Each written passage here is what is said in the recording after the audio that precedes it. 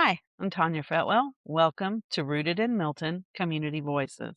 Today we're going to be talking about Alice in Santa Rosa County and the working class families that are falling through the cracks. Have you ever felt like you're working, you're paying your bills, you're being responsible, but you can barely keep your head above water? Well, you're not alone. Recently, I attended an online information session that was hosted by the United Way of West Florida. They introduced attendees to something called Alice. What is Alice? Alice stands for Asset Limited Income Constrained Employee. And in my opinion, that's today's middle class. So we're going to talk more about who Alice is, what the numbers look like right here in Santa Rosa County, and why nearly half of our neighbors may be silently struggling. So households represent people that are employed.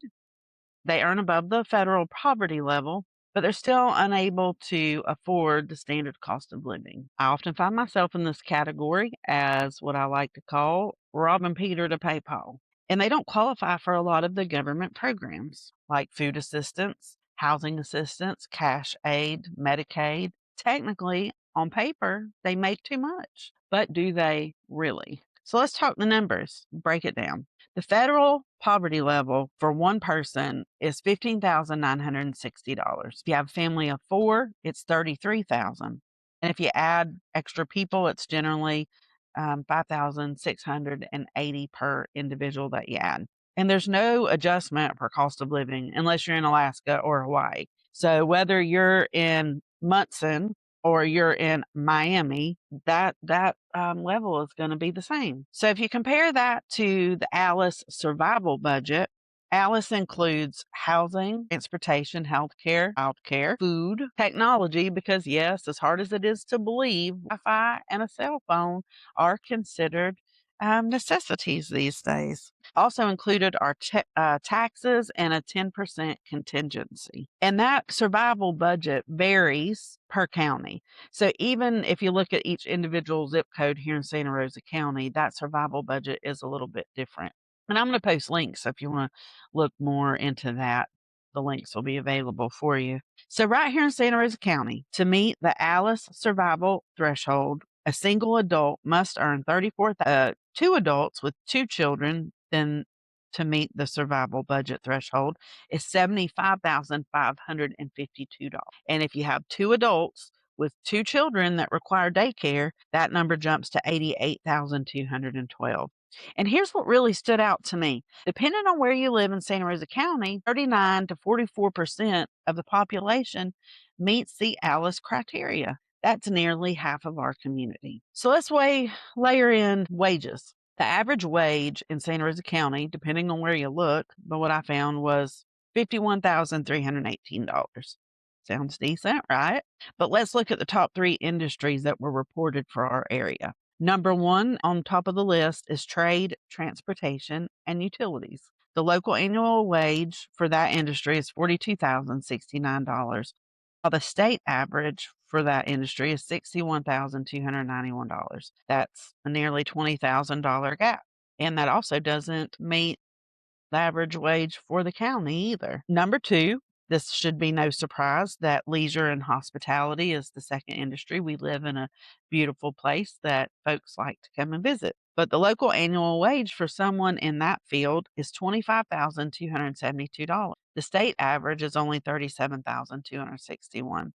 That $25,000 wage is below the Alice survival budget, but it's still too high to qualify for many federal assistance programs. And that's exactly the gap that Alice falls into. Third on the list for the industries here in Santa Rosa County was government. And the local wage for government was $59,358, with the state average being $71,045. So even in this case, local wages lag behind state wages. So when we talk about economic development, we've got to talk about wage development. Now, I don't want to get off track, but I have to talk about healthcare. It's important to me as a nurse. But this is where Alice families are really getting crushed. For many families, employer-sponsored health insurance can cost 25 to 35% of their gross salary. In my own experience, benefits were about 35% of my gross salary. That's not small. And after I left my job, I had to navigate healthcare differently. My daughter, for example, sees a specialist. I was really concerned about what that copayment was going to be without insurance. Well, it's like $85 or $86 for cash payment. Now, had I still had insurance that I was paying for biweekly, that copayment would have been $75. So let that sink in. It's like $10, $11 difference without having to pay the biweekly rate for health insurance. And in another instance, she had to have an MRI. So we go the MRI. I pay $800, which was half up front, and I still have a balance for $800.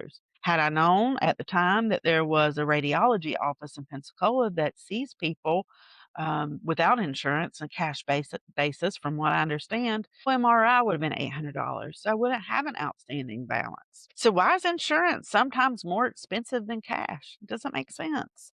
These are the questions that Alice families are asking. And in a future episode, I want to explore non traditional healthcare models like direct primary care because innovation really does matter when families are in a pinch. So, if nearly half of our county is living paycheck to paycheck, what does that mean for housing stability, for child development, mental health, workforce retention, small business growth, economic vulnerability? Impacts school performance, healthcare outcomes, crime rates, civic engagement, local spending power.